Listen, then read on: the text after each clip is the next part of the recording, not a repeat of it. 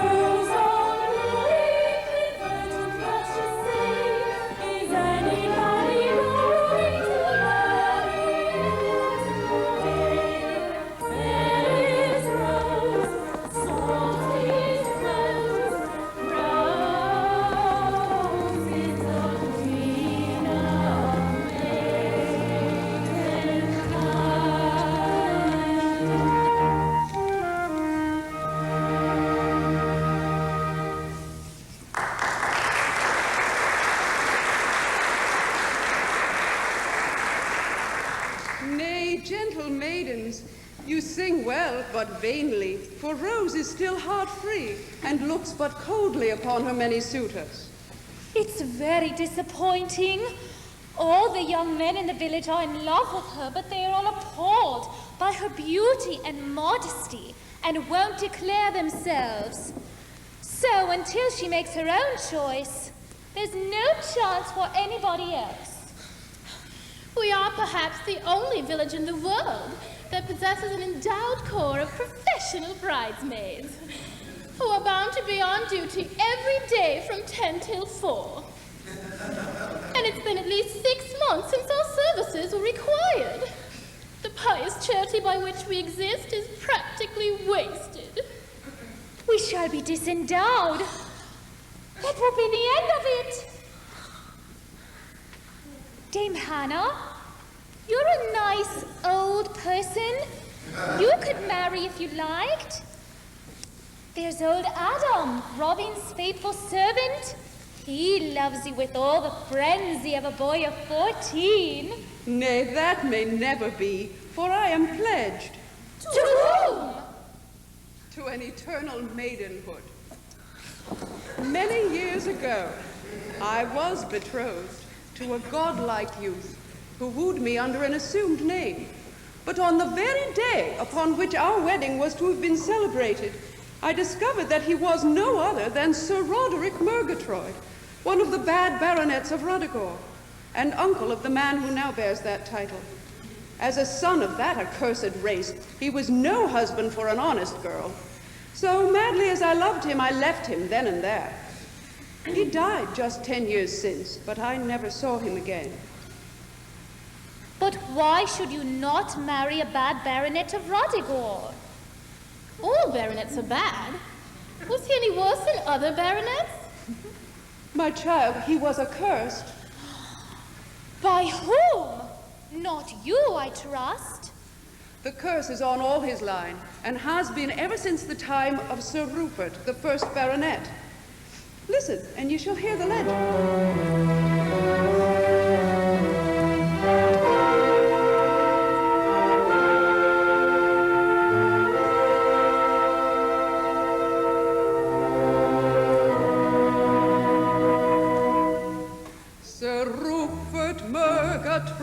His leisure and his riches he ruthlessly employed in persecuting witches. With fear he'd make them quake, he'd dump them in his lake, he'd break their bones with sticks and stones and burn them at the stake. This sport he much enjoyed, did Rupert Murgatroyd. No sense of shame or pity came to Rupert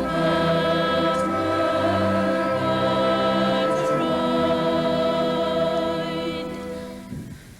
Once on the village green, a palsied hag he roasted, and what took place, I ween, shook his composure boasted. For as the torture grim seized on each withered limb, the writhing dame, mid fire and flame, yelled forth this curse on him. Each lord of Ruddigore, despite his best endeavor, shall do one crime or more, once every day, forever. This doom he can't defy, however he may try, for should he stay his hand that day in torture, he shall die. The prophecy came true. Each heir who held the title had every day to do some crime of import vital. until with guilt or pride I'll sin no more, he cried. And on the day he said that say, in agony he died. And thus with sinning cloyed, as died each murder's bride, and so shall all live on and on, each coming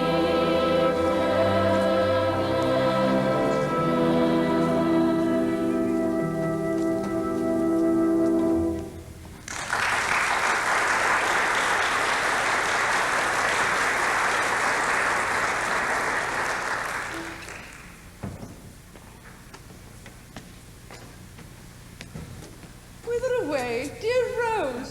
On some errand of charity, as is thy wont. Oh, few gifts, dear aunt, for deserving villagers. Lo, here is some peppermint rock for old Gaffer Gaddaby, a set of false teeth for pretty little Ruth Rowbottom, and a pound of snuff for the poor orphan girl on the hill. Ah, Rose, pity that so much goodness should not help to make some gallant youth happy for life. Rose, why dost thou harden that little heart of thine? Is there none hereaway whom thou couldst love? And even if there were such a one, verily it would ill become me to tell him so. Nay, dear one, where true love is, there is little need of prim formality. Hush, dear aunt, for thy words pain me sorely. Hung in a plated dish cover to the knocker of the workhouse door, with naught that I could call mine own, save a change of baby linen and a book of etiquette. Little wonder if I have always regarded that book as a voice from a parent's tomb. This hallowed volume, composed, if I may believe the title page, by no less an authority than the wife of a Lord Mayor, has been, through life, my guide and monitor. By its solemn precepts I have learnt to test the moral worth of all who approach me. The man who bites his bread or eats peas with a knife, I look upon as a lost creature, and he who has not acquired the proper way of entering or leaving a room is the object of my pitying horror. There are those in this village, dear aunt, who bite their nails, and all are wont to use their pocket combs in public places. I could pursue this painful theme much further, but behold, I have said enough. But is there not one among them who is faultless in thine eyes? For example, young Robin. He combines the manners of a marquis with the morals of a Methodist. Couldst thou not love him? And even if I could, how shouldst I confess it unto him? For he is shy, and saith not.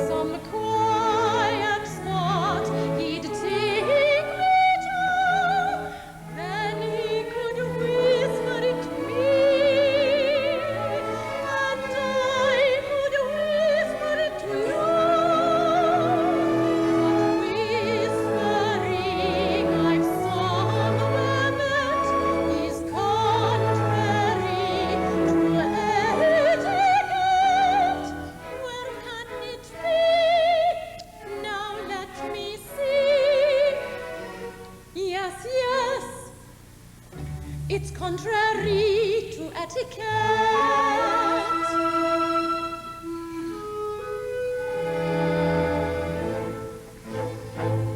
If anyone but you I knew, polite and gentle, neat and trim, then I could hint as much to you, and you could hint as much to him. But here it says in the plainest print, it's most unladylike to hint. You may not hint, you must not hint. It says you mustn't hint in print.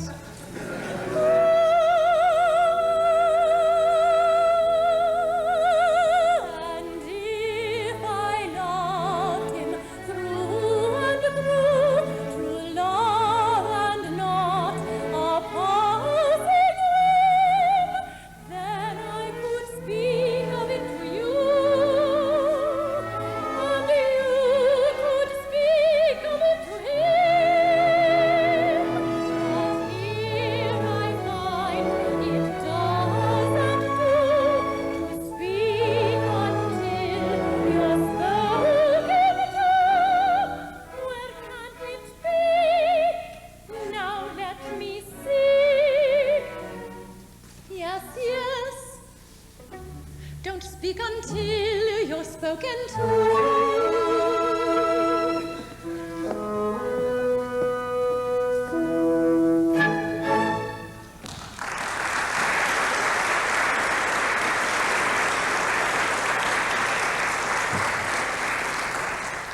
Poor aunt. Little did the good soul think that when she breathed the hallowed name of Robin, that he would do even as another. But he resembleth all the youths in this village, in that he is unduly bashful in my presence, and lo, it is hard to bring him to the point. But soft, he is here.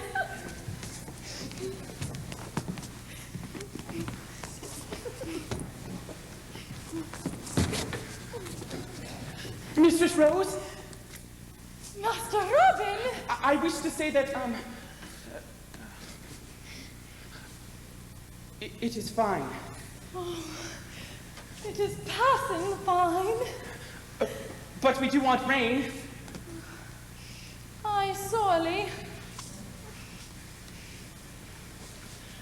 Is that all?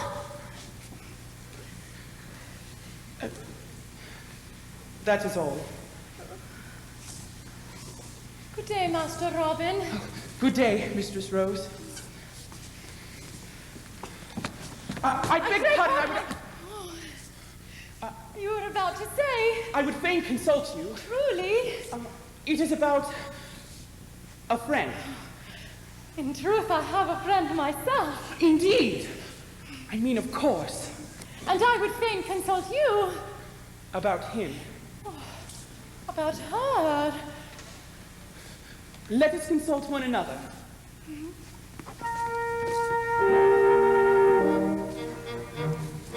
I know a youth who loves a little maid, nay, but his face is a sight for to see. Silent is he, for he's modest and afraid, nay, but he's timid as a youth can be. I know a maid who loves a gallant youth, nay, but she sickens as the days go by.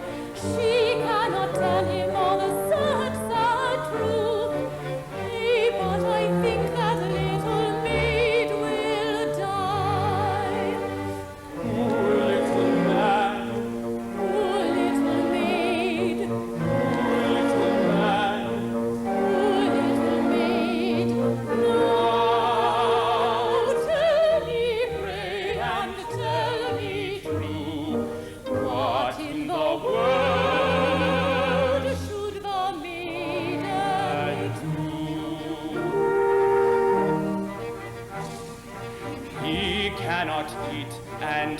he cannot sleep. Nay, but his face is a sight for to see. Daily he goes for to wail, for to weep. Nay, but he's wretched as a youth can be. She's very thin and she's very pale.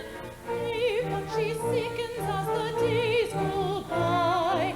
Daily she goes for to weep, for to wail. Nay, but I think that little maid will die. Poor little man, Poor little maid, poor little man. poor little maid. Now Tell me, pray, and tell me true, what in the world should the maiden do? If I were the youth, I should offer her my name. Nay, but her face is a sight for to see. If I were the maid, I should fan his honest flame. Hey, but he's bashful as a youth can be. If I were the youth, I should speak to her today. Nay, but her face is a sight for to see. If I were the maid, I should meet the lad halfway. For I really do believe that timid youth would die. Poor little man, Poor little maid, poor little man. poor little maid.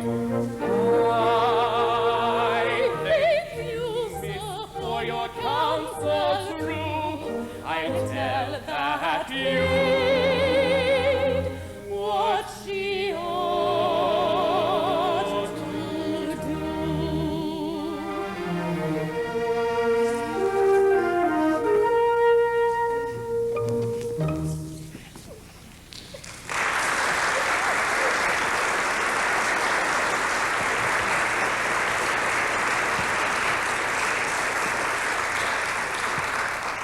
Poor child. I sometimes think that if she wasn't quite so particular, I might venture, but... No, even then I should be unworthy of her. My kind master is sad, dear Sir Riven Murgatroyd. Hush! As you love me, breathe not that hated name.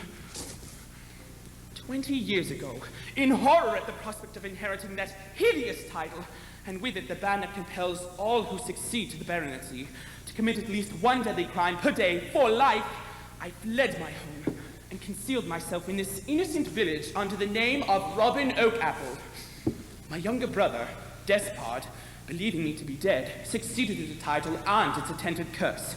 For 20 years I have been dead and buried. Don't dig me up now. Master, it shall be as you wish. For have I not sworn to obey you forever in all things? And yet, as we are here alone, and I belong to that particular description of a good old man, to whom the truth is a refreshing novelty, let me call you by your own right title once more.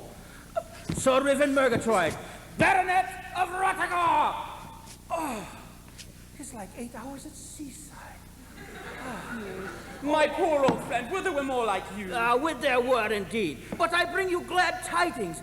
Your foster brother Richard has returned from sea. His ship, the Tom Tit, lies at anchor even as we speak. And he himself is even in this very village. Oh, my beloved foster brother. No, it cannot be. Yes, it is. And see, he comes this way.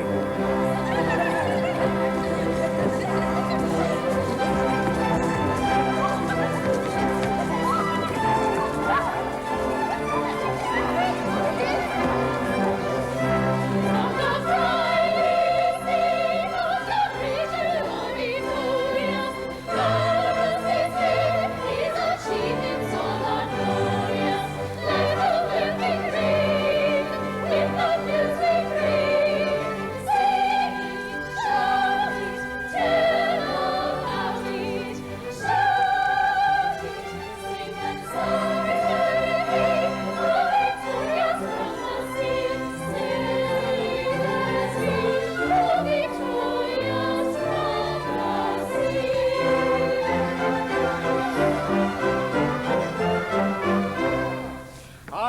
shipped, do you see, in a revenue sloop, and off Cape Finisterre. A merchantman we see, a Frenchman going free, so we made for the bold Mounseer, do you see? We made for the bold Mounseer. But she proved to be a frigate, and she up with her ports, and fires with a 32. It come on coming near, but we answered with a cheer, which paralyzed a parlez-vous, do you see? Which paralyzed a parlez-vous. Which paralyzed a parlez-vous. You see, which paralyzed a parlez-vous. So Captain up, and he says he, that chap we need not fear. We can take her if we like, she is certain for to strike, for she's only a darn Mounseer, do you see? She's only a darn Mounseer. But to strike a French fellow, it's like hitting of a gal. It's a lubberly thing for to do, for we with all our faults, why we're sturdy British salts, but she's only a poor parlez-vous, do you see?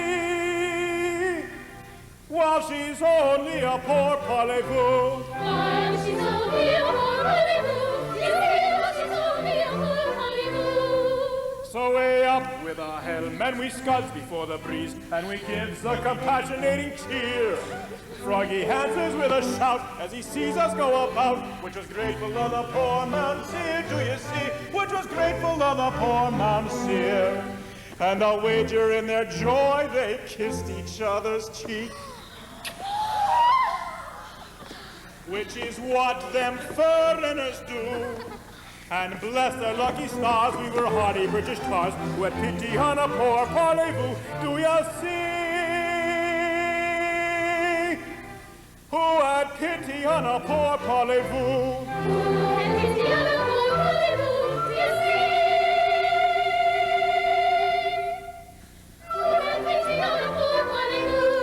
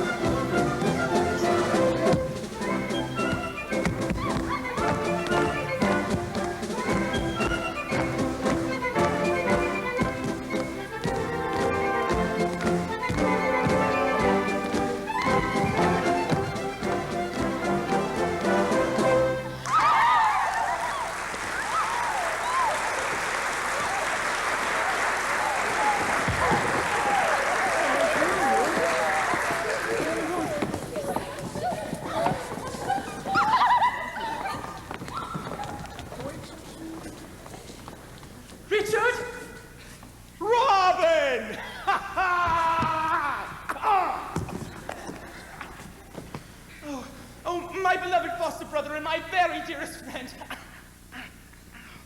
Welcome home again after 10 long years at sea. It is such deeds as yours that cause our flag to be loved and dreaded throughout the civilized world. Why, Lord love you, Rob, that's but a trifle to what we have done in the way of sparing life. I believe I may say, without exaggeration, that the merciful little tomtit has spared more French frigates than any craft afloat. But 'tain't for a British seaman to brag, so I'll just stow my John tackle and belay.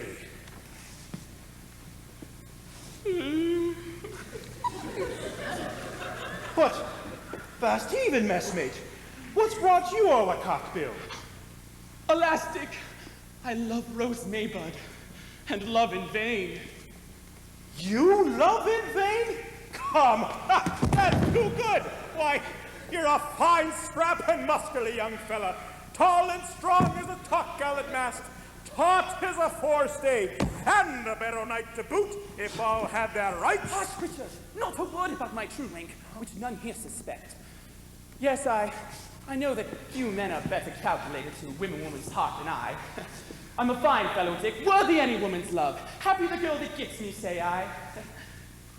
But I'm shy, Dick. Modest, nervous, retiring, diffident, and I cannot tell her, Dick, I cannot tell her. Oh, you've no idea what a poor opinion I have of myself and how little I deserve it. You call to mind how, years ago, we swore that, come what may, we would always act upon our heart's dictates. Aye, Dick, and I've always kept that oath. In doubt, difficulty, and danger, I've always asked my heart what it should do, and it has never failed me. Right! Let your heart be your compass, with a clear conscience for your binnacle light, and you'll sail 10 knots on a bowline, clear of rocks, shoals, and quicksands. Well now, what does my heart say in this your difficult situation? Why, it says, Dick, it says. It calls me Dick because it's known me from a baby. Dick, it says, you ain't shy, you ain't modest, speak you up for him is his. Robin, my lad, just you lay me alongside, and when she's becalmed under my lee, I'll spin her a yarn that'll serve to fish you two together for life. Will you do this thing for me? Can you, do you think? Yes! There's no false modesty about you. You're what I would call bumptious self-assertiveness. I mean the expression in its complimentary sense, has already made you a bosun's mate, and it will make an admiral of you in time. If you work it properly, you dear incompetent old imposter. Ouch. My dear friend, I give my right arm for 1/10 of your modest assurance. My boy, you may take it from me, that of all the afflictions accursed, with which a man saddled and hampered and addled, a diffident nature's the worst. Though I'm clever as clever can be, a Crichton of early romance, you must stir it and stomp it and blow your own trumpet, or trust me, you have the chance. If you wish in this world to advance, or in your bounds to enhance, you must stir it and stomp it and blow your own trumpet, or trust me, you have the chance. Now take, for example, my case. I've a bright intellectual brain.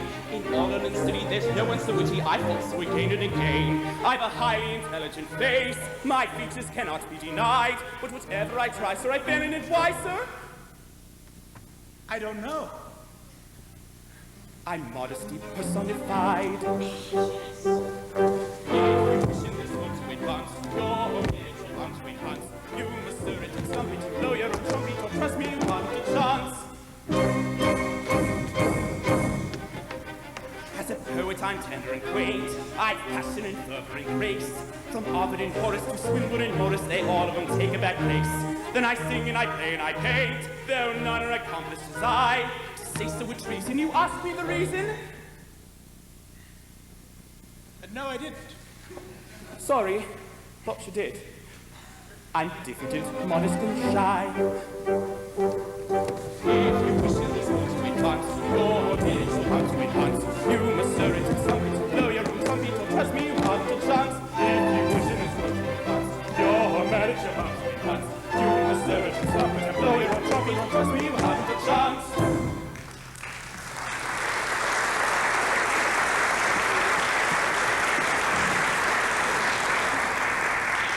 It's 1,000 pities he's such a poor opinion of himself, for a finer fella don't walk. Well, I'll do my best for him. Plead for him as though it was for your own father. That's what my heart's remarking to me just now. Steady. Here she comes. Steady. Steady it is.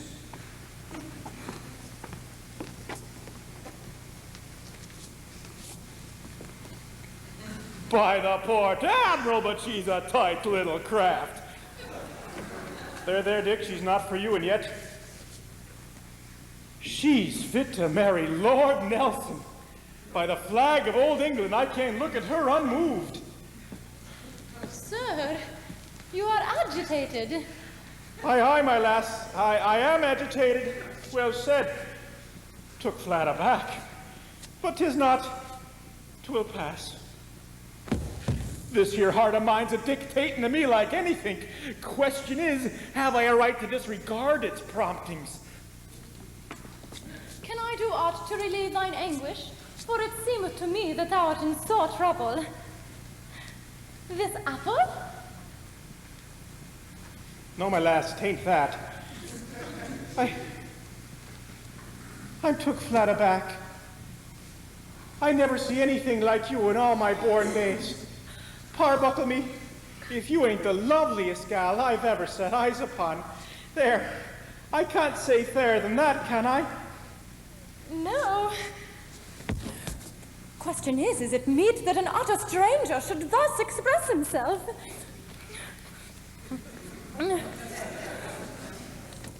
Yes, always speak the truth. I'd no thoughts of saying this here to you on my own account, for, truth to tell, I was charged by another. But when I see you, my heart it up and says it, Dick, it says, this is the very last for you, Dick. It says, it calls me Dick because we was at school together. Tell her all, Dick, never sail under false colors. That's what my heart tells me to say, and in my rough, common sailor fashion, I've said it, and I'm a-waiting for your reply. I'm a-trembling, miss. Looky here. That's nervousness. Now how should a maiden deal with such a one? Verily, keep no one in unnecessary suspense. Behold, I will not keep you in unnecessary suspense.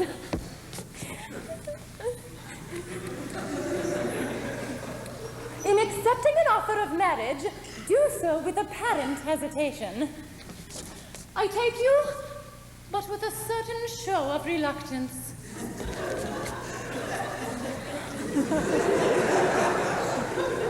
Avoid any appearance of eagerness, though you bear in mind that I am far from anxious to do so.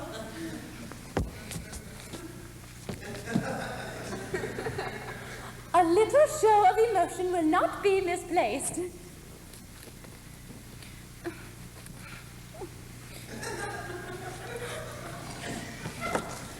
Pardon this tear. Rose, you've made me the happiest blue jacket in England. I wouldn't trade places with the Admiral of the Fleet, no matter who he's a-hugging at this present moment. But, asking your pardon, miss, might I be permitted to salute the flag I'm going to sail under?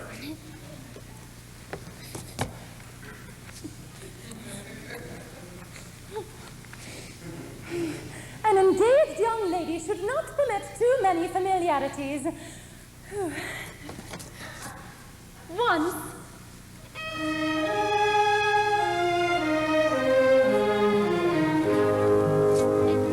The battle's roar is over, oh my love.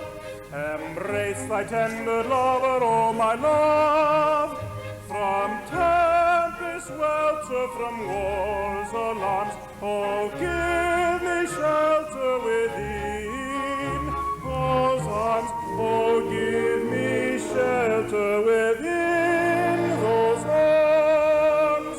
Thy smile alluring, all heartache curing, gives peace enduring.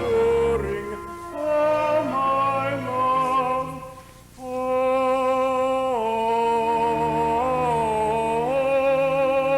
my love.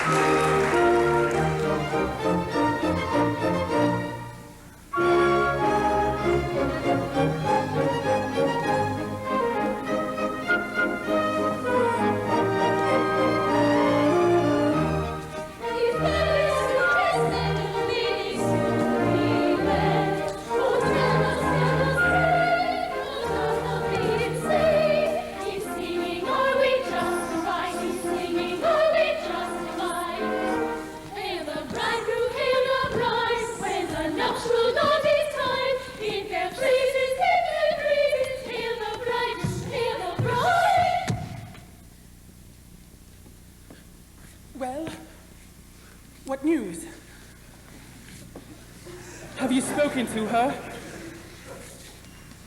I, my lad, I have, so to speak, spoken to her.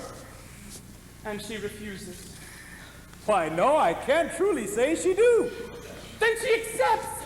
My darling! Hail the bridegroom, hail the bride! No, what should a maiden do when she's embraced by the wrong gentleman? Belay, my lad, belay. Oh, sir, belay, I beseech you. You don't understand. You see, she accepts, but it's me. You? Hail the bridegroom, hail the bride! Hold your tongues, will you? Now then, what does this mean? My poor lad, my heart grieves for thee. But you see, it's like this. The moment I see her, and just as I was going to mention your name, my heart up and says it, Dick, it says you fell in love with her yourself. Be honest and sailor-like, don't skulk under false colors, it says. It says, take her, you dog, and with her, my blessing. Will you be quiet? Go away!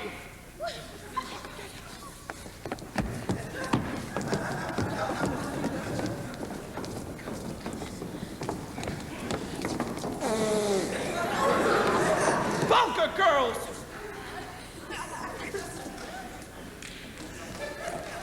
What could I do? I'm bound to obey my heart's dictates. Of course. It's quite right. I don't mind. That is, not particularly. But it is disappointing, you know. Oh, but sir, I knew not that thou didst seek me in wedlock, or in very truth I should not have hearkened unto this man, for he is but a lowly mariner, and very poor withal. Whereas thou art a tiller of the land, thou hast fat oxen, and many sheep and swine, a considerable dairy farm, and much corn, and oil. That's true, my lass. But it's done now, ain't it, Rob? Still it may be that I should not be happy in thy love, for I am passing young and little able to judge. Moreover, as to thy character, I know not. Nay, Rose, I'll answer for that. Dick has won thy love, fairly. Broken-hearted as I am, I'll stand up for Dick through thick and thin. Thank ye, messmate. Thank ye. That's well spoken. That's spoken honest. Thank ye, Rob. Yet methinks I have heard that sailors are but worldly men and little prone to lead thoughtful and serious lives. And what then? Admit that Dick is not a steady character, and that when he gets excited, he uses language that would make your hair curl? Grant that he does. But what of that? Look at his good qualities. He's as nimble as a pony, and his horn pipe is the talk of the fleet. But it may be that he drinketh strong waters which do bemuse a man and make him even as the wild beasts of the desert. Well, suppose he does. For rum's his bane and ever has been. Oh, he does drink, I won't deny it. But what of that? Just look at his good qualities, look at his arms, they're tattooed to the shoulder. No, not a word against Dick. But it may be that sailors are but worldly men.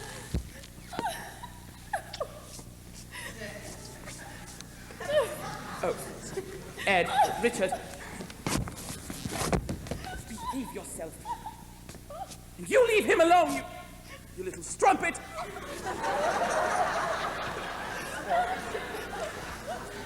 Richard has never done that sort of thing. Well, you see, a better hand at turning in a debtor I never walked a deck. And what an accomplishment that is in a family man. No, not a word against Dick. I'll stand up for him through thick and thin. Thank ye, Rob. Thank ye. I've acted according to my heart's dictates, and such orders as them no man should disobey. In sailing all life's ocean wide, your heart will be your only guide. You saw the sea and favoring wine, yourself your to this maiden strike. She's captured you. She's just the sort of girl you like. You know you do. If all the manor heart should gain, I shall resign. That's what it says to me, quite plain. This heart of mine, this heart of mine. My heart says you've a prosperous lot, with acres wide. You mean to settle all you've got upon your bride. It don't pretend to shape my acts by word or sign. It merely states these simple facts. This heart of mine, this heart of mine. 10 minutes since my heart said white, it now says black. It then said left, it now says right. Hearts up intact. I must obey its latest strain. You tell me so, but should it change its mind again, I let you know, I let you know. In sailing over ice ocean wide, no doubt the heart should be your guide. But it is awkward when you find a heart that does not know its mind. A heart that does not know its mind. A heart that does not know its mind.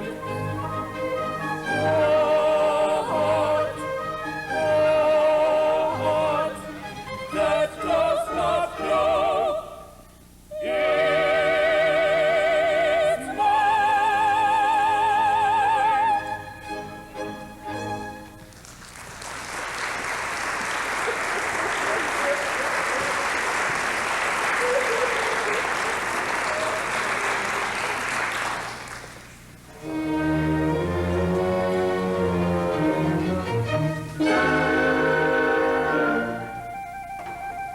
its mind.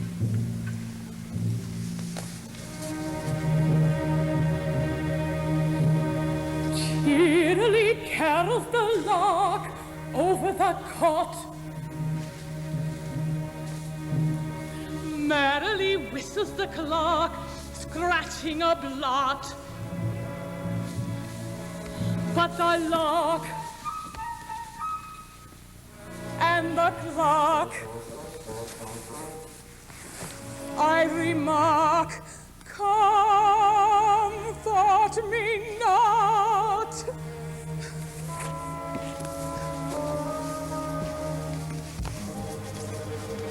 Over the ripening peat buzzes a bee.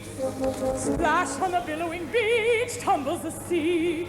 But the peat and the beat, they are each nothing to me. And why, who am I? Dark man, crazy me, mad Margaret. Don't call.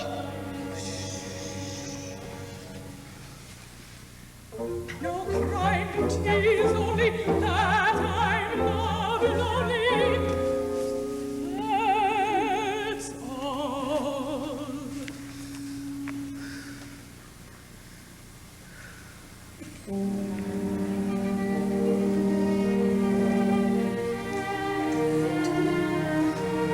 Sis cometh one to gather flowers, as he wanders through its bowers, toying with a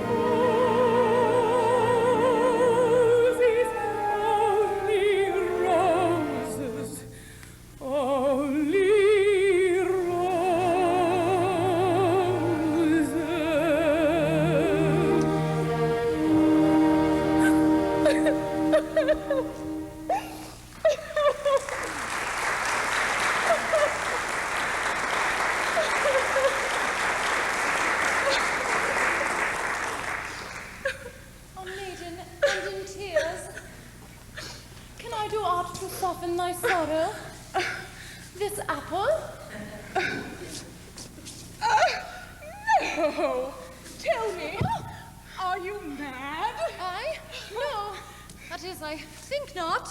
That's well. Then you don't love Sir Despard Murgatroyd. All mad girls love him. I love him. I'm poor mad Margaret. Creasy Meg. Poor pig. Thou lovest the bad Baronet of Ruddigore? Oh, horrible. Too horrible. You pity me? Then be my mother. The squirrel had a mother, but she drank, and he fled. Hush. They sing a brave song in these parts. It runs somewhat thus. The cat and the dog and the little puppy sat down in a... Oh, I forget what they sat down in, but so the song goes. Listen, I have come to pinch her. Mercy whom? You mean who? Nay, it is the accusative after the verb. True. I have come to pinch Rose Maybod. That's whom. Rose Maybod? I love him. He loved me once. But that's all gone, whisht! He gave me an Italian glance thus, making me his. He shall give her an Italian glance and make her his. But it shall not be, for I'll stamp on her, stamp on her, stamp on her. Did you ever kill anybody? No, why not? I killed a fly this morning.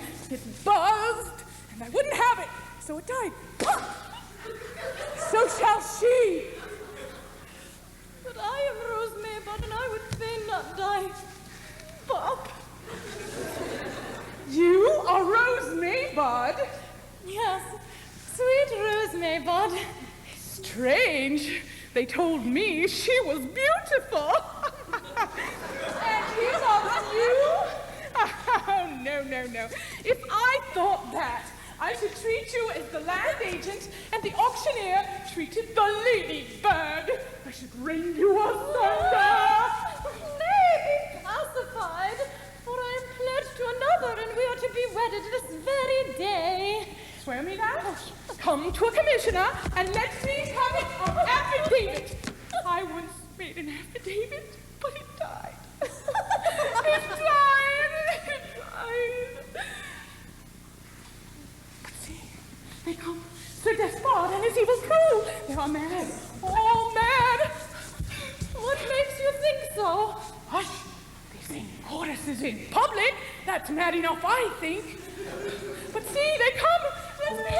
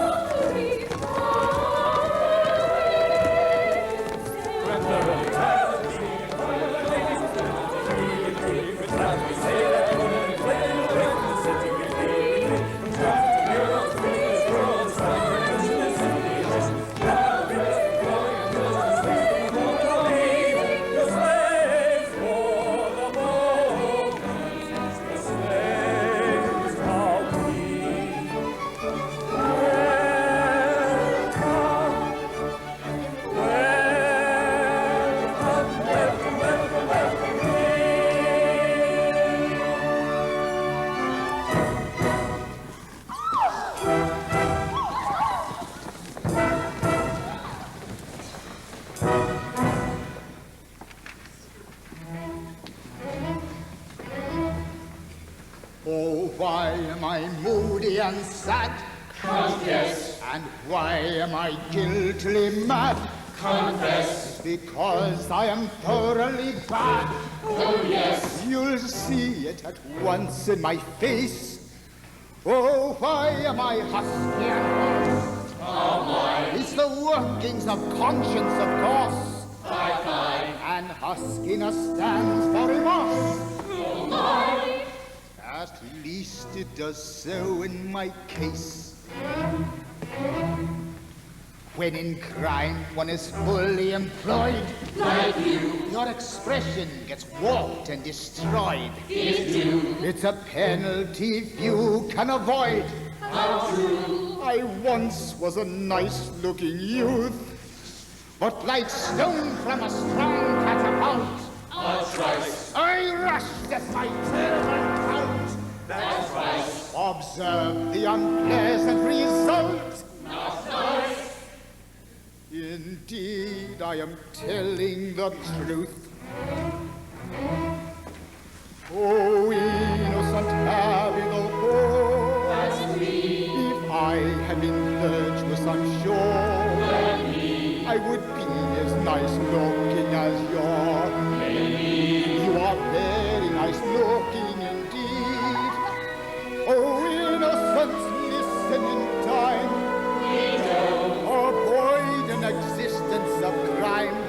Just so. Or you'll be as ugly as I'm. No. And now, if you please, we'll proceed.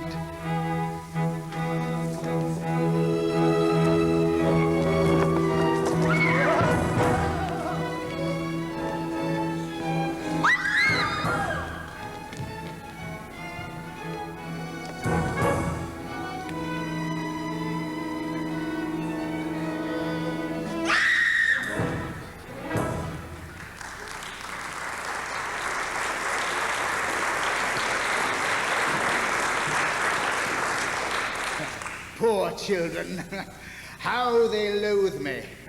Me, whose hands are certainly steeped in infamy, but whose heart is as the heart of a little child. But what is a poor baronet to do when a whole picture gallery of ancestors step down from their frames and threaten him with an excruciating death if he hesitate to commit his daily crime? But I am even with them. I get my crime over the first thing in the morning, and then, for the rest of the day, I do good, I do good, I do good. 2 days since, I stole a child and built an orphan asylum. Yesterday, I robbed a bank and endowed a bishopric. Today, I carry off Rose Maybud and atone with the cathedral. This is what it is to be the sport and toy of a picture gallery. But I shall be bitterly revenged upon them. I will donate them all to Robeson Centre, and nobody shall ever look upon their faces again.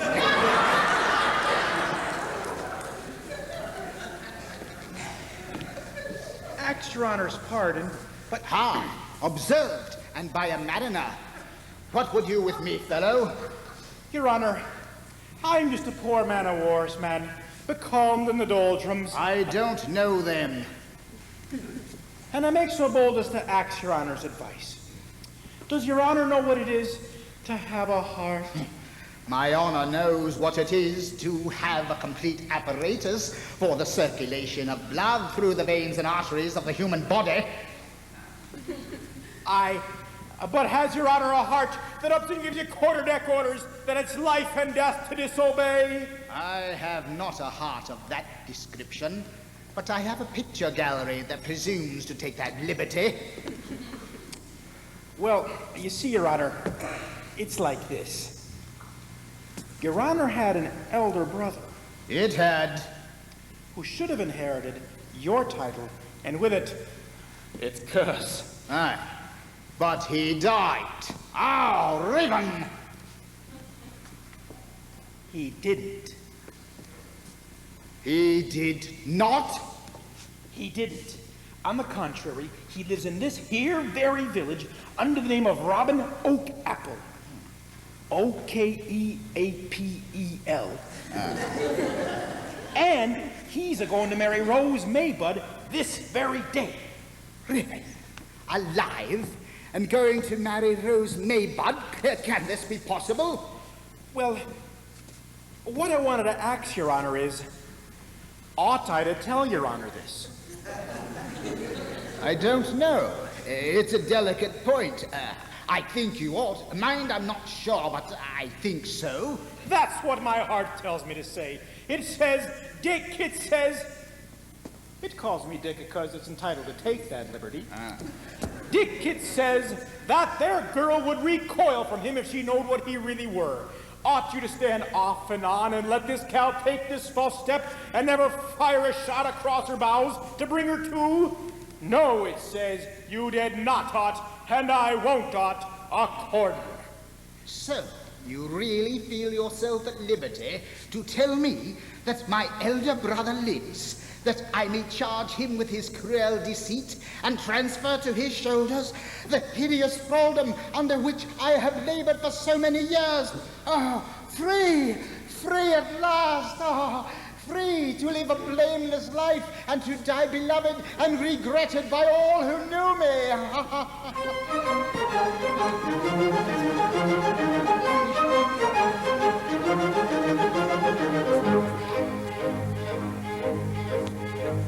You understand? I think I do. With vigor unshaken, the step shall be taken, this neatly planned. I think so too. I'll readily bet it, you'll never regret. But duty must be done. The rule applies to everyone, and painful though that duty be, to shirk the task of fiddle-dee-dee, to shirk the task of fiddle-dee-dee, to shirk the task, to shirk the task of fiddle-dee-dee.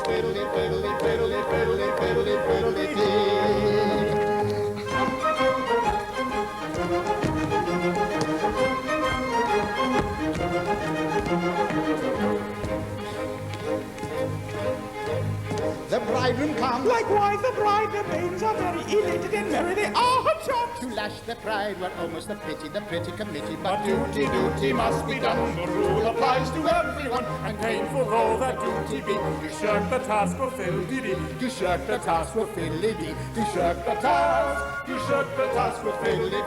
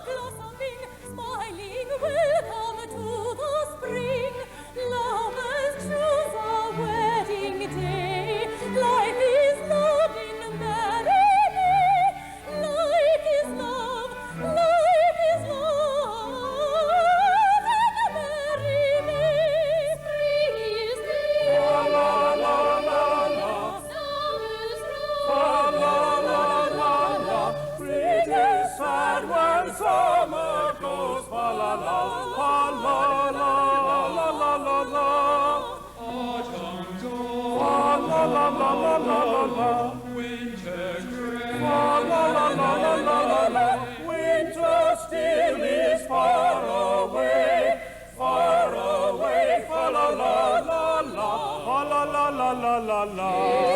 Autumn fade and fall, winter is near and all. Sing and song and summer, spring and spring and summer, then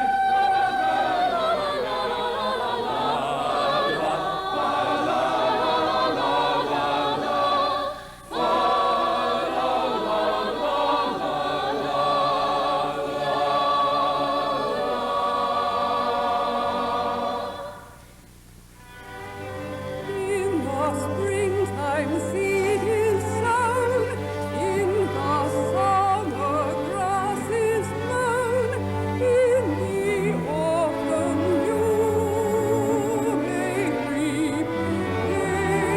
Winter is the time for sleep.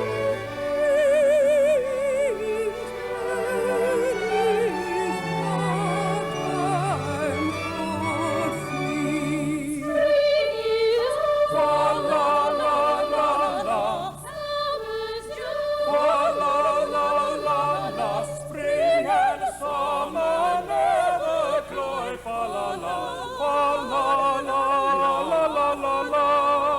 Autumn dawn, fa la la la la la la la. Winter rest, fa la la la la la la la. Winter after all is best, after all, fa la la la la, fa la la la la la la. Spring and summer pleasure you, autumn high and winter through. Every season has its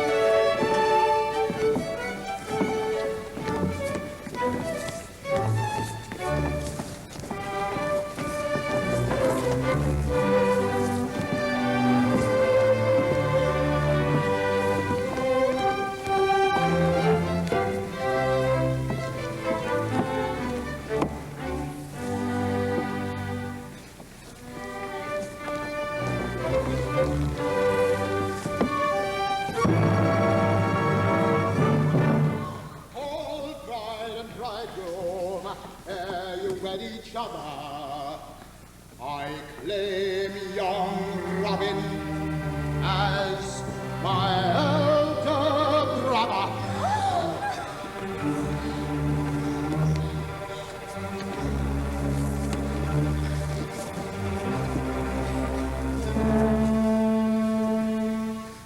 His rightful title I have long enjoyed.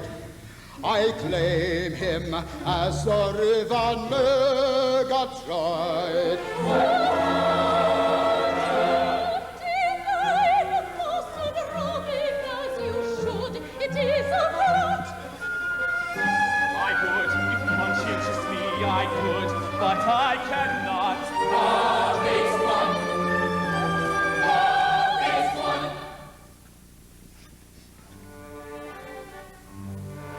As pure and blameless peasant, I cannot, I regret, deny a truth unpleasant. I am that baronet. He is that baronet. But when completely rated, that baronet am I. That I am what he stated, I recklessly deny.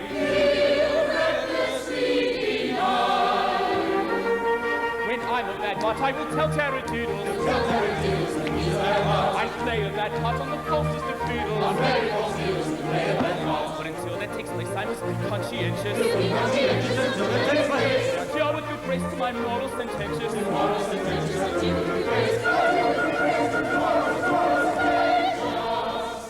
When I'm a bad part, I will tell taradiddles. Very false fiddles, so play a bad part. I play a bad part on the falsest of fiddles. And tell taradiddles, when I'm a bad part. When he's a bad part, he'll tell taradiddles. So very false fiddles, so play a bad part. He'll play a bad part on the falsest of fiddles. And tell taradiddles, when he's a bad part.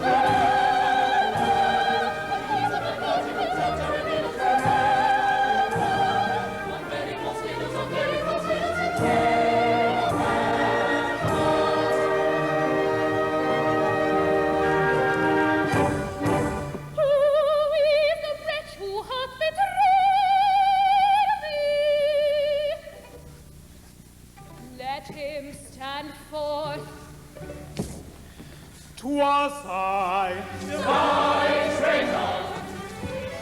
Oh, my conscience made me withhold your wrath.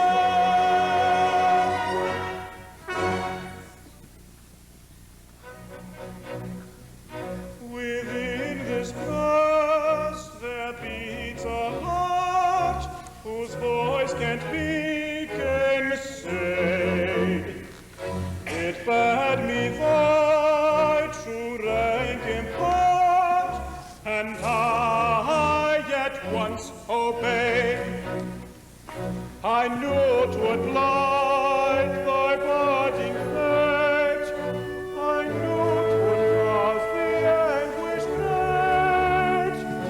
But did I therefore hesitate? No, I yet once obeyed.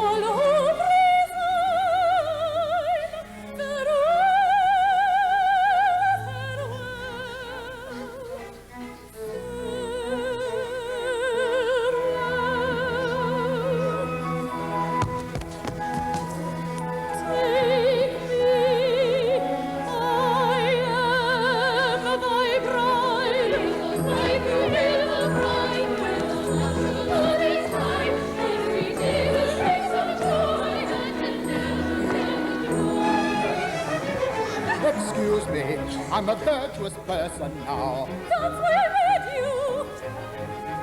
And I, to Margaret, must keep my vow. Have I misled you?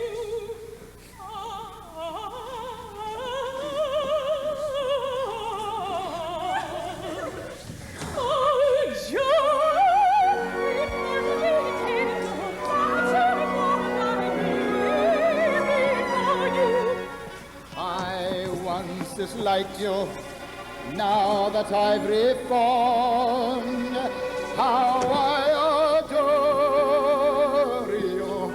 He'll cry, when the nuptial is mine. Every day will bring some joy that can never cloy. Richard, of him my love, bereft through thy design. Thou art the only one that's left.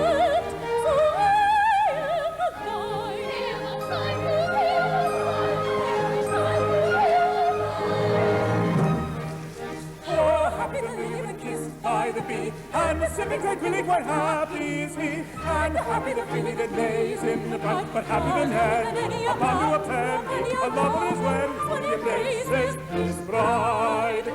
Oh, happy the flowers that blossom in June, and happy the flowers that gain by the moon, but happy by others the man of descent, who father is dragon, his bed house on legend, his dad on legend, and means to repent. Oh, happy the blossom that blossoms by the knee, like piping blossom that shakes on the tree. When you come across them, we cannot compare. We are the dancer, people are still the best of good fare. Oh, wretched the day, finding the deed, and wretched the letter that no one can read. But very much better their lot must be. Then to the person I'm making, this person whose head there's a person alluding to me. Oh, happy the lily that kissed by the bee, and the singing tranquilly quite happy is he, and happy the pretty that lays in the pie, and happy the lily of how to hail the princess is bride, the princess is bride, the princess is bride.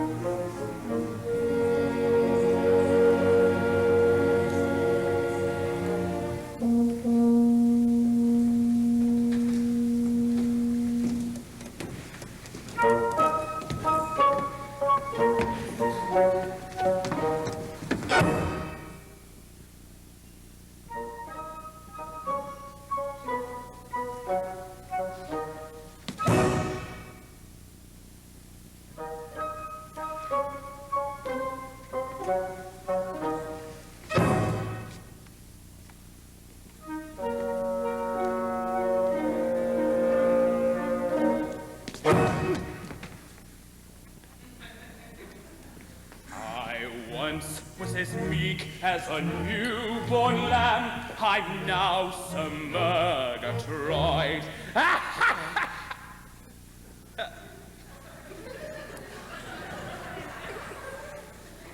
With greater precision, without the illusion, Sir Ruthven Murgatroyd.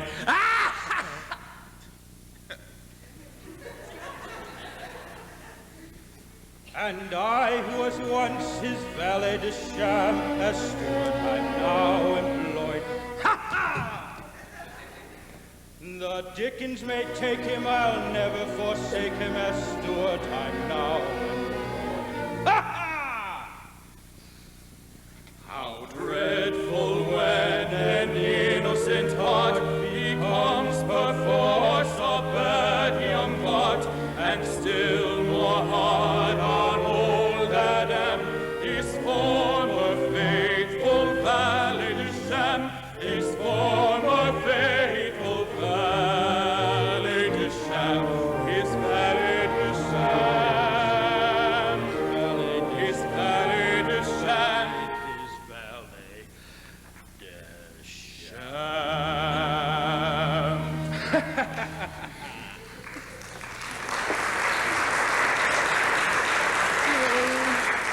This is a painful state of things, old Adam. Painful indeed. My kind master, when I swore that come what would I would serve you forever in all things, I little thought of what a past it would bring me. The confidential advisor to the greatest villain unhung. Now, sir, to business.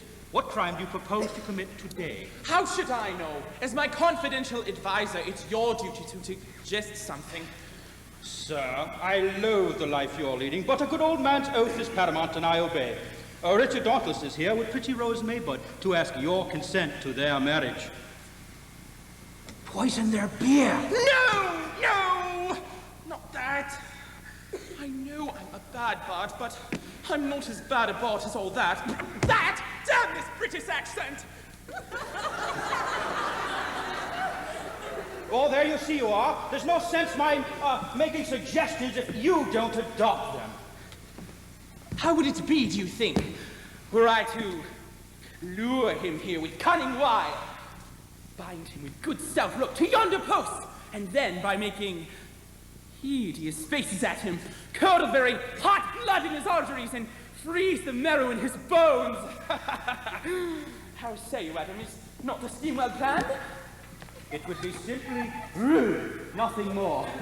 But so, we come.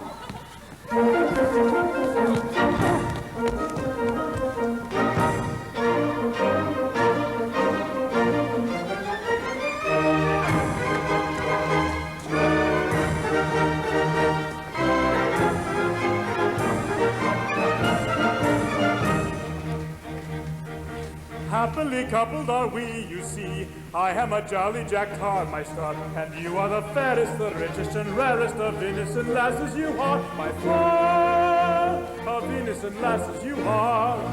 And by a favouring gale we'll sail over life's treacherous sea with me, and as for bad weather we'll brave it together, and you shall creep under my lee, my wing, and you shall creep under my lee, my wing. For you are such a smart little craft, such a neat little sweet little craft, such a bright little tight little slight little light little trim little prim little craft.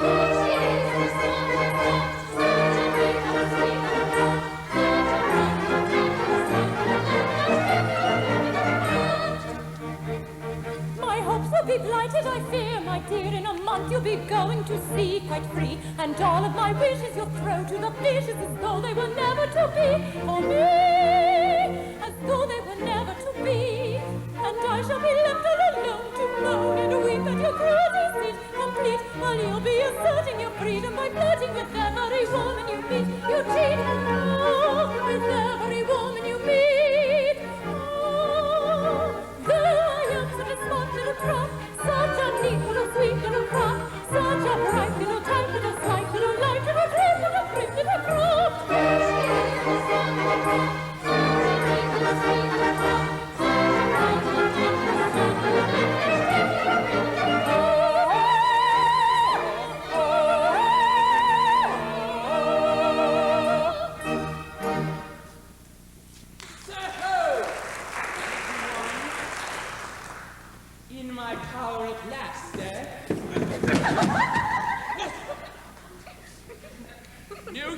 that I have those within my power who, at my lightest bidding, would immure ye in an uncomfortable dungeon? What ho, within there! Hold! We are prepared for this. Here is a flag that none dare defy. And while this glorious rag floats for Rose Maybud's head, there does not live the man who would dare lay unlicensed hand upon her. Foiled! And by a Union Jack! But there'll be another time, and then I'll... Nay, let me plead with him. Sir Ribbon, have pity. In my book of etiquette, the case of a maiden about to be wedded to one who turns out to be a bad baronet with a curse on him is not considered. Time was when you loved me madly. Prove that this was no selfish love by according your consent to my marriage to one who, if he be not you yourself, is the next best thing, your dearest friend. In bygone days I heard thy love, words my heart.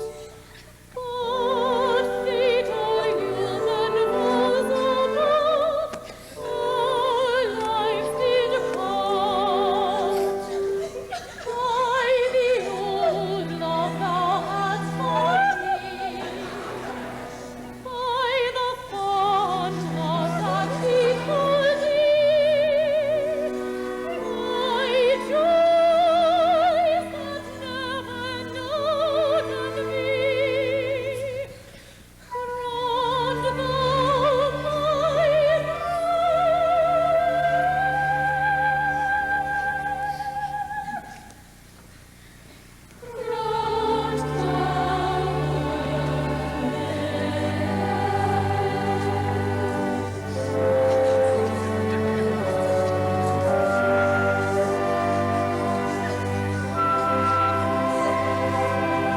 Take her, I yield.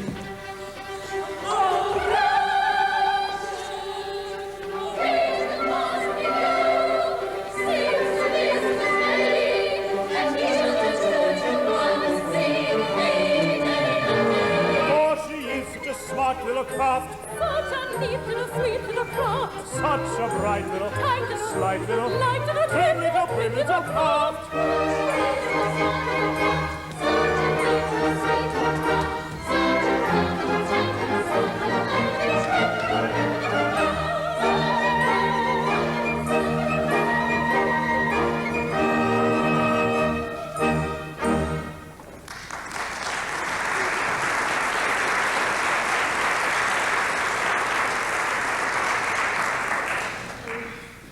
For a week I fulfilled my accursed doom.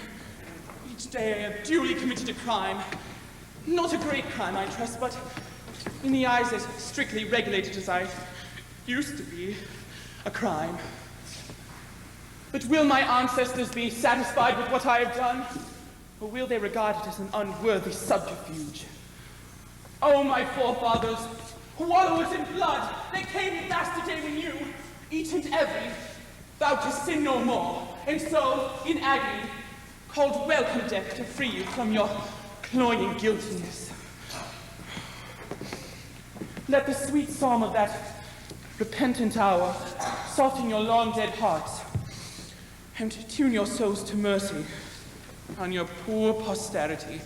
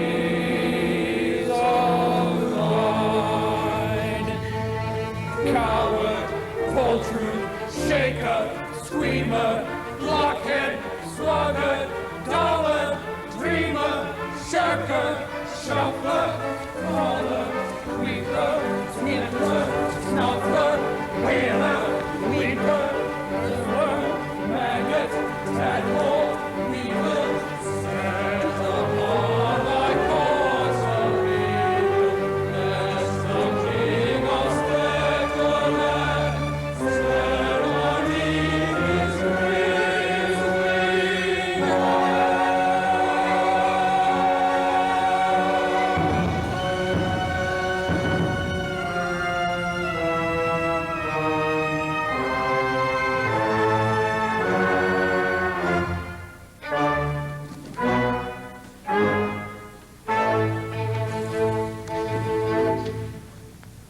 Beware, beware, beware. Gaunt vision, who art thou, that thus with icy glare and stern relentless brow appearest, who knows how? I am the spectre of the late Sir Murgatroyd, who's come to warn thee that thy fate thou canst not now avoid. Alas, poor ghost.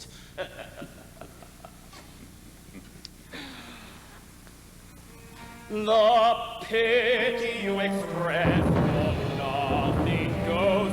We spectres are a jolly feeling, perhaps suppose.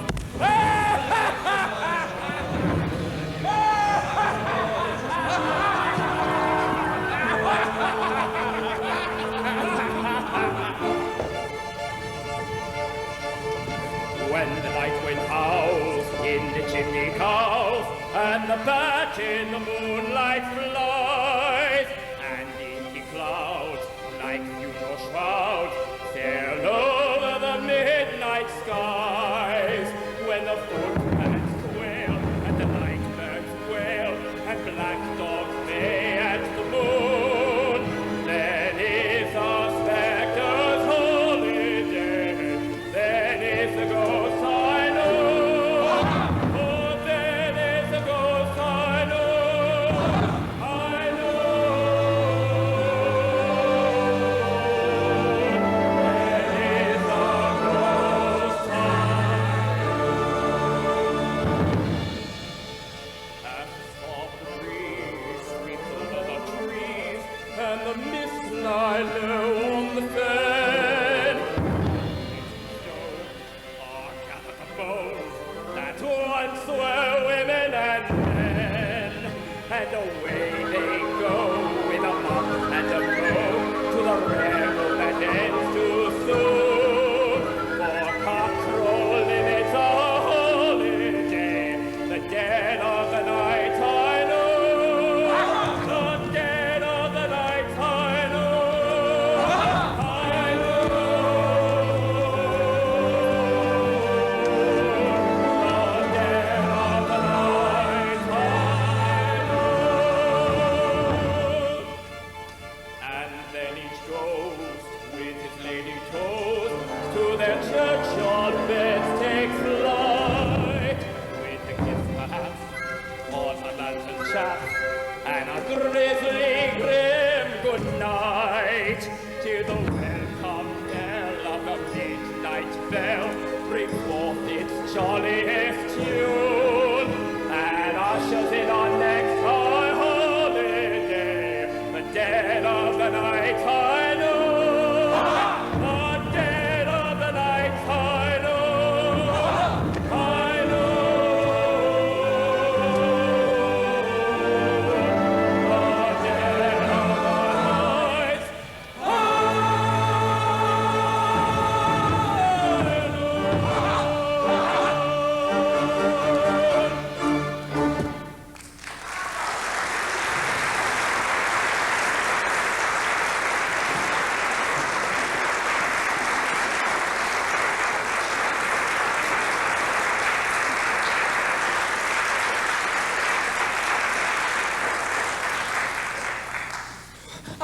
recognize you now.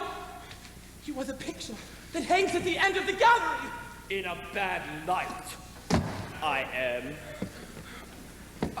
Are you considered good likeness? Pretty well. Flattering. Because as a work of art, you are poor. I am crude in color, but I have only been painting 10 years. In a couple of centuries, I shall be considered an old master, and then you will regret having spoken lightly of me.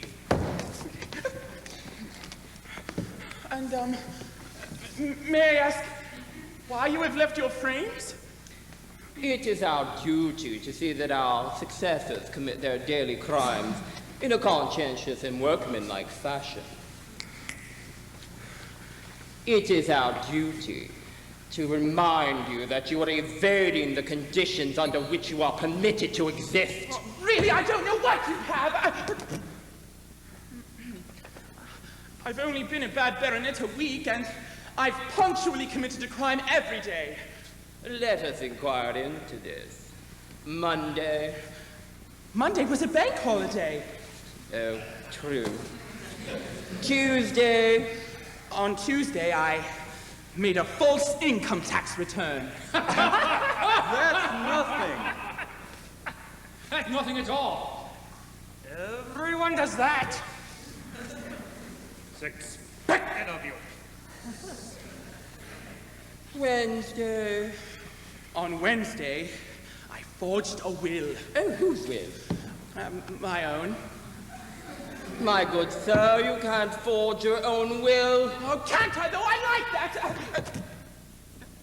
I did. Besides, if a man can't forge his own will, whose will can he forge? There's something in that. Yes, it seems reasonable. At first sight, it does. Fallacy somewhere, I fancy. A man can do what he likes with his own. I suppose he can. Well, then he can forge his own will, stupid. On Thursday, I shot a poor little fox. Here. Ooh, that's better. Pass the fox, I think. Yes, pass the fox. Friday. On Friday, I forged a check. Whose check? Old Adam's. But old Adam hasn't a banker. No, I didn't say I forged his banker. I said I forged his check. Now, on Saturday, I disinherited my only son. But you haven't got a son! No, not yet. You see, I disinherited him in advance to save time. These arguments all sound very well, but I can't help thinking if they were reduced to syllogistic form, they wouldn't hold water. Now, quite understand us. We are foggy, but we do not permit our fogginess to be presumed upon. Unless you undertake immediately to carry off a lady. All those in favor of his carrying off a lady. All those of a contrary opinion. Oh, you're never satisfied! Yes. Unless you undertake immediately to carry off a lady. I don't care what lady. You shall perish in inconceivable agony. Oh, carry off a lady! No, I'll never carry off a lady, not on any account, not for worlds. I have the greatest respect for ladies, and I wouldn't do anything of the kind. Now, if that's all you've got to say, well, you just better go back to your frames. Very well. Then let the agonies commence. Oh, don't do that! I can't stand it! Painful, isn't it? And it gets worse by decree. Stop a bit! Please, I want to speak! Better. Yes, better now. Well, do you consent? But it's such an gentlemanly thing to do. As you will. Carry on. All right, I promise. It shall be done. Today. Today. At once. At once. I promise. I retract. I had no idea it was anything like that.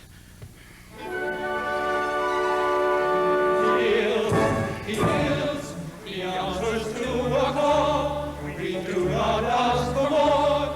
A sturdy fellow after all this latest ruddy gore. A sturdy fellow after all this latest ruddy gore. All perishing unheard of woe, who dare our wills defy. We want your pardon ere we go. We want your pardon ere we go. For having agonized you so. So pardon us, so pardon us, so pardon us, what time? So pardon us, so pardon us, so pardon us, what time? I pardon you. I pardon you.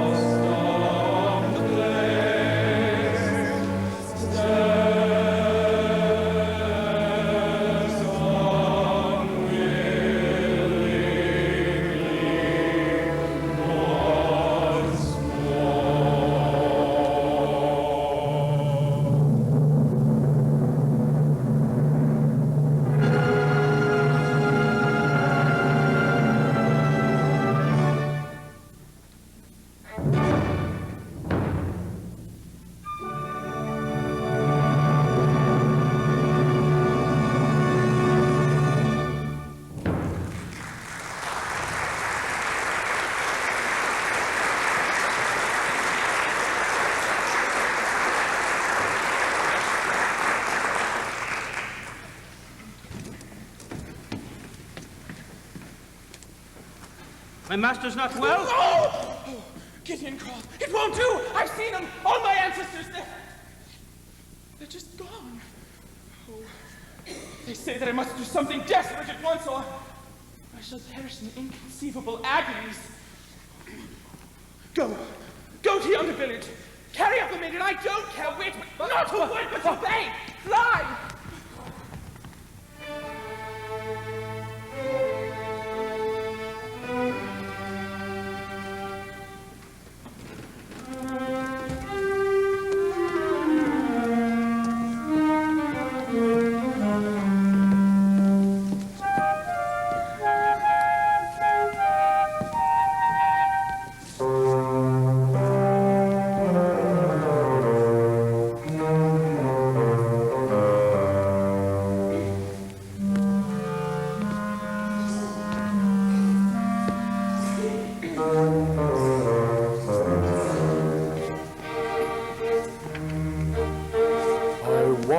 Was a very abandoned person, making the most of evil chances.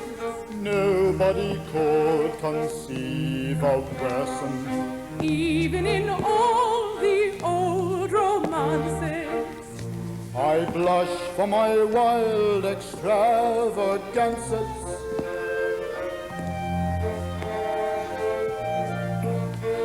But be so kind to bear in mind, we were the victims of circumstances.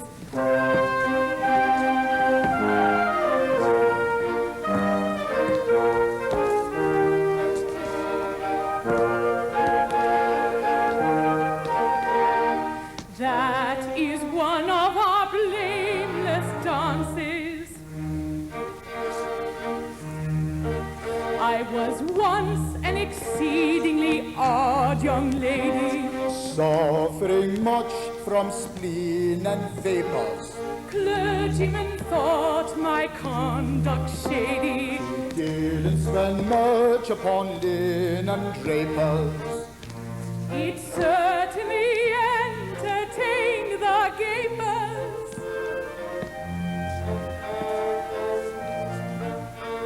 My ways were strange beyond all range. Paragraphs got into all the papers.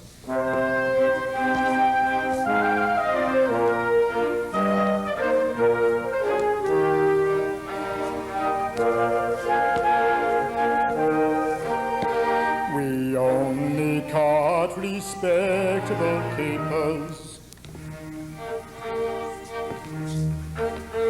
I've given up all my wild proceedings. My taste for a wandering life is waning.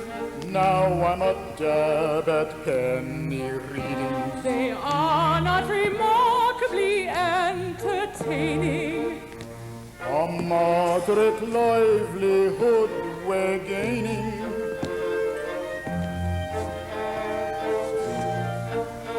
In fact, we rule a Sunday school. The duties are dull, but I'm not complaining.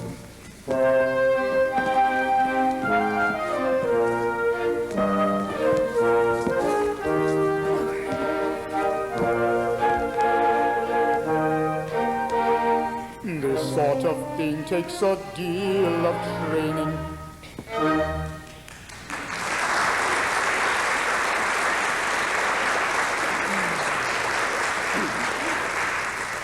We have been married a week. One happy, happy week.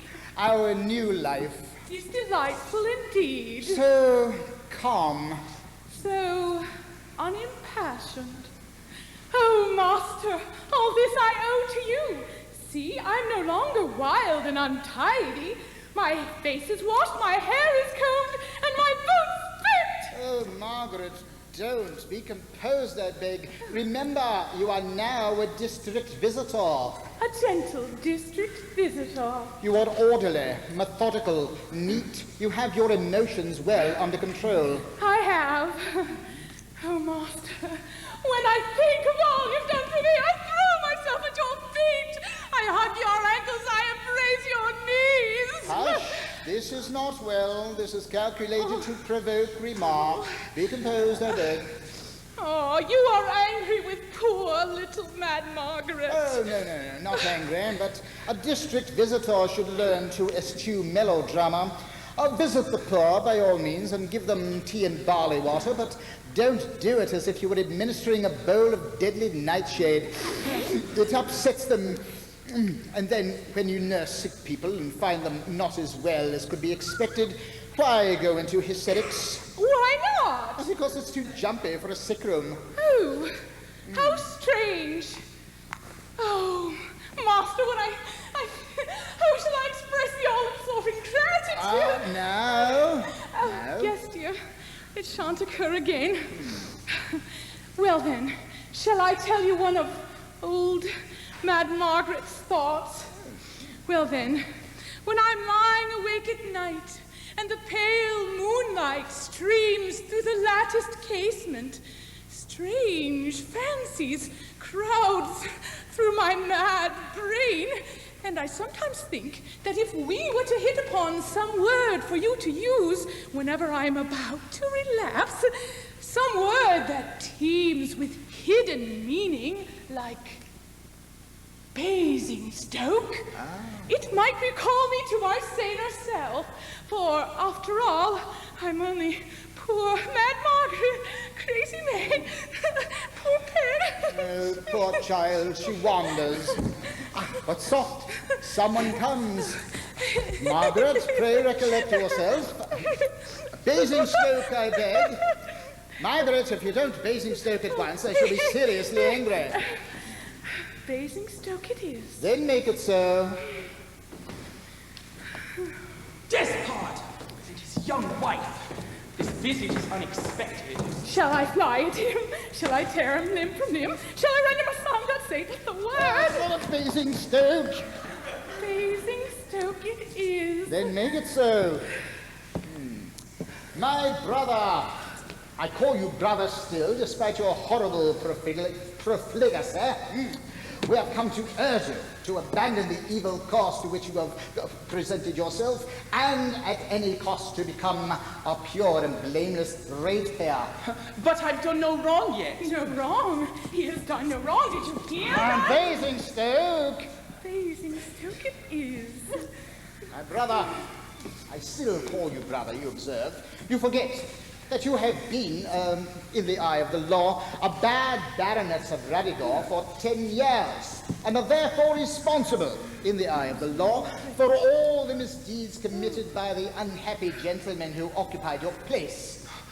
I see, bless my heart, I never thought of that. Was I very bad? Awful, wasn't it? And I've been going on like this for how long? 10 years.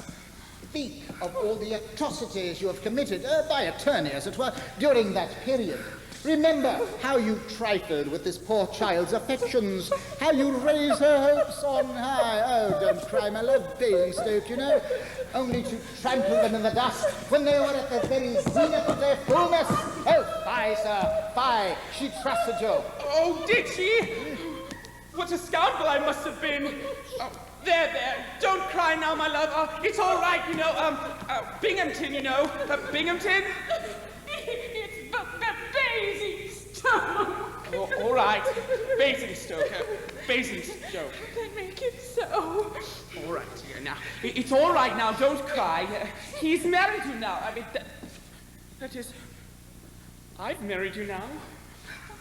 I say, which one of us has married her? Oh, I've married her. Oh, thank God for that.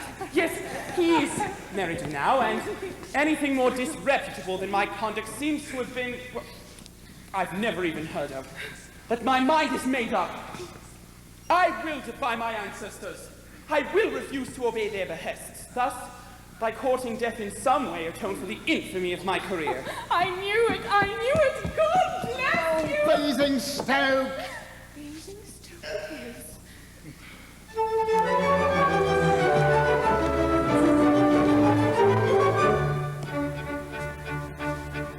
My eyes are fully open to my awful situation. I shall go at once to Roderick and make him hear narration. I shall tell him I've recovered my forgotten moral senses, and I don't get up and say penny for any consequences. Now I do not want to perish by the sword or by the dagger, but a martyr may indulge a little pardonable swagger, and a word or two of compliments my vanity may flatter. But I've got to die tomorrow, so it really doesn't matter. So it really doesn't matter. So it really doesn't matter. So it really doesn't matter. So it really doesn't matter. So it really doesn't matter. So it really doesn't matter. So it really doesn't matter.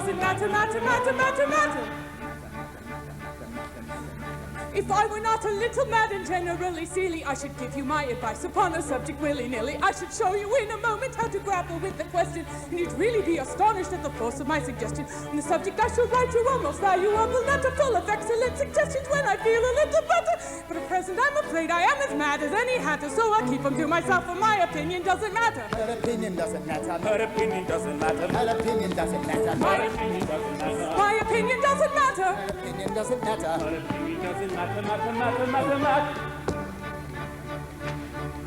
If I had been so lucky as to have a steady brother who could talk to me as we are talking now to one another, who could give me good advice when he discovered I was erring, which is just the very thing of which I knew I am conferring. My existence would have made a rather rigorous middle, and I might have lived and died a very decent individual. His particularly rapid, unintelligible patter isn't generally heard, and if it is, it doesn't matter. If it is, it doesn't matter. If it is, it doesn't matter. If it is, it doesn't matter. It doesn't matter. His particularly rapid, unintelligible patter isn't generally heard, and if it is, it doesn't matter. particularly rapid, unintelligible patter isn't generally heard, and if it is, it doesn't matter.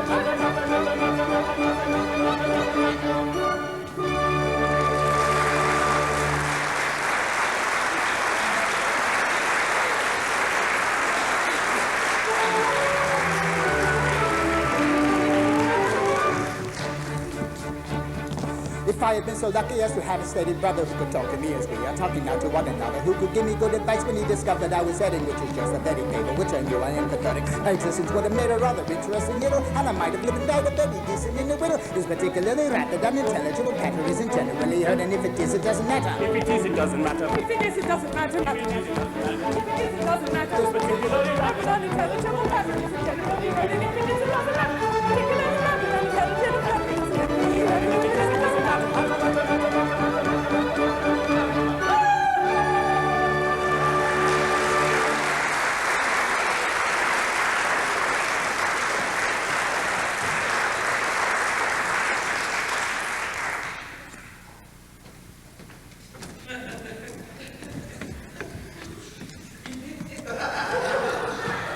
Master, the deed is done.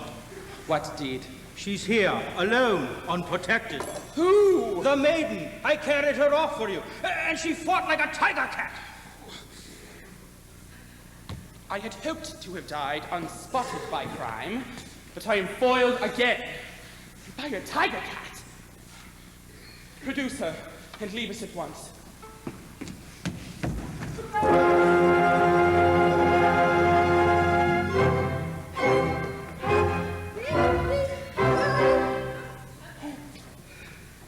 Dame Hannah! This is not what I expected. Well, sir, and what would you with me?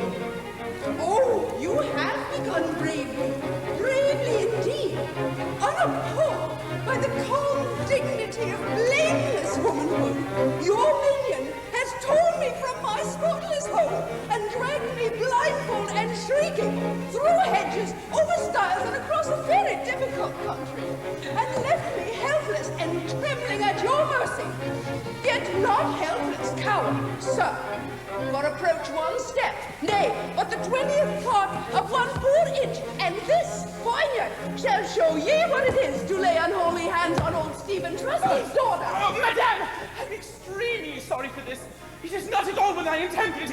Anything more respectful, more deeply correct than my intentions told you it would be impossible for anyone to desire. Am I a toy? A bauble? A pretty plaything to grace your roistering banquets and amuse your rebel henchmen? Am I a gilded trinket to while away an idle hour withal, and then be cast aside like an old glove when the whim quits you? Do you take me for a trinket of this description? I am not to be tricked by your smooth words, hypocrite. But be warned in time, for there are without 100 gallant hearts whose trusty blades would hack him limb from limb, who dare to lay unholy hands on old Stephen Trusty's daughter. Oh, and this is what it means to embark upon a career of unlicensed pleasure.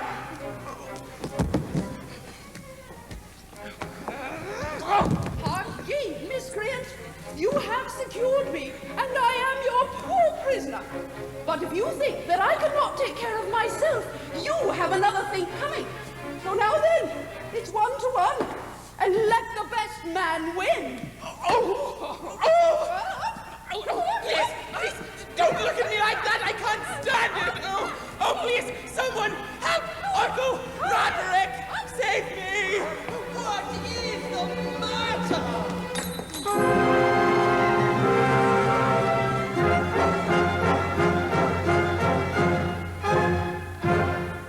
Well, have you carried her off? I have. She's here. Look at her. She terrifies me. Little Nannykin! Roddy. Why? How came you here? This brute, he carried me off, bodily, but I'll show him. Stop! What do you mean by carrying off this lady? Are you aware that once upon a time she was engaged to be married to me? I am angry. Very angry indeed. Well, I just hope that this teaches you a lesson. Hold your tongue, sir! Yes, Uncle.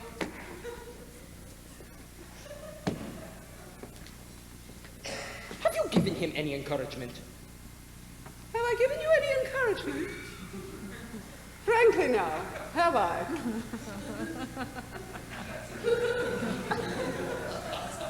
No, frankly, anything more correct than your conduct would be impossible to desire. You get away! Yes, sir.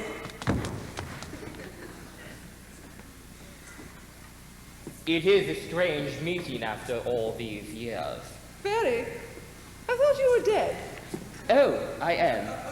I've been dead 10 years. And are you pretty comfortable? Yes. Pretty well.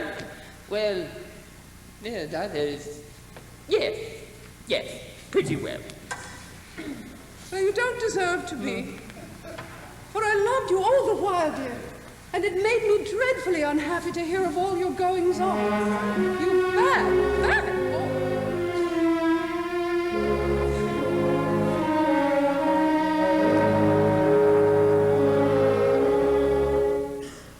There grew a little flower 'neath a great oak tree. When the tempest 'gan to lower, little heeded she. She had no need to cower, for she dreaded not its power. She was happy in the power of her great oak tree.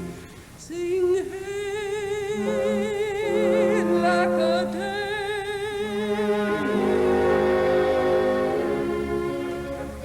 Sing hey, lack-a-day.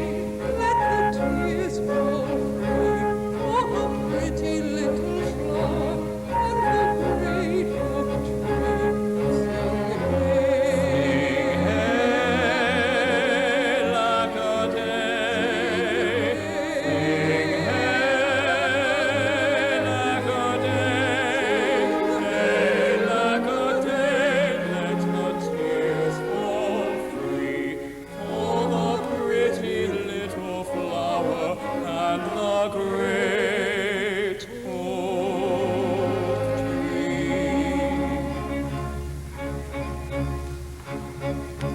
When she found that he was fickle, was that great oak tree, she was in a pretty pickle, as she well might be.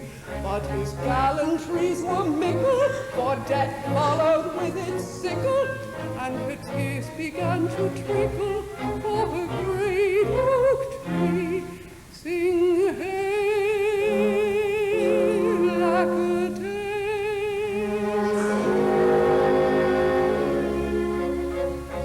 Sing hey, lack-a-day. Let the tears fall free for the pretty little flower and the great oak tree.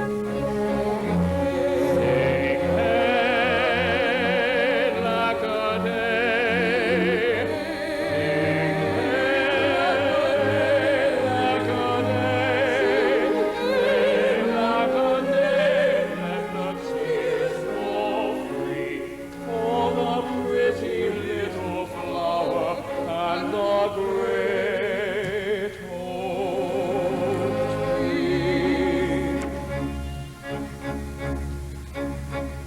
Said she, he loved me never, did that great oak tree.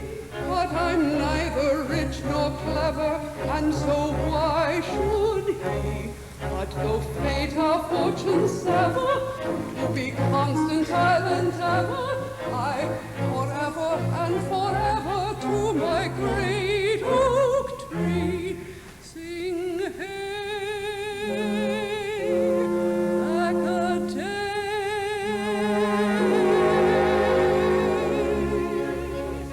Sing hey, lack-a-day. Let the tears fall free for the pretty little flower and the great oak tree. Sing hey,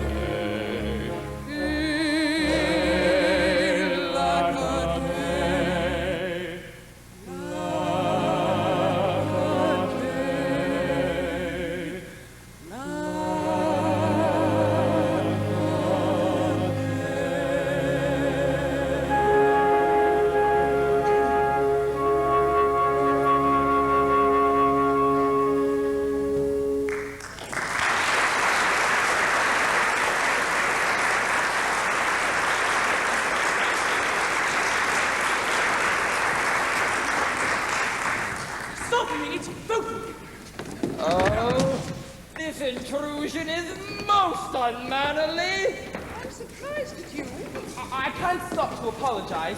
An idea has just occurred to me. Now, a baronet of Ruddigore can only die through refusing to commit his daily crime. No doubt. Therefore, to refuse to commit a daily crime is tantamount to suicide. I suppose so. But suicide is in itself a crime. And so, by your own showing, you ought never to have died at all. I see. I understand. Then I am practically alive! Undoubtedly. Rose, when you believed that I was a simple farmer, I believe you loved me. Madly, passionately. But if I should turn out not to be a bad baronet after all, how would you love me then? Passionately, madly. As before? Why, of course. Oh, my darling. Here I say, belay. Belay, if absolutely necessary. Belay? Certainly not.